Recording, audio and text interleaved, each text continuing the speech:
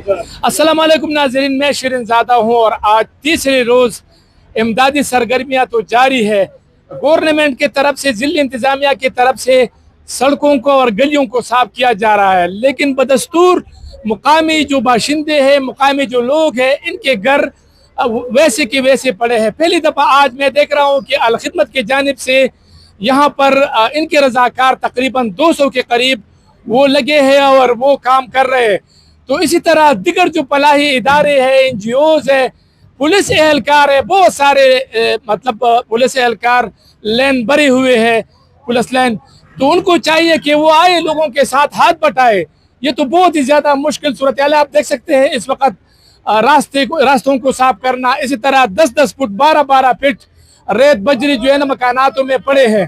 तो ज़रूरी है कि आप लोग आए और अपने भाइयों के साथ मिले और इनके साथ काम करें।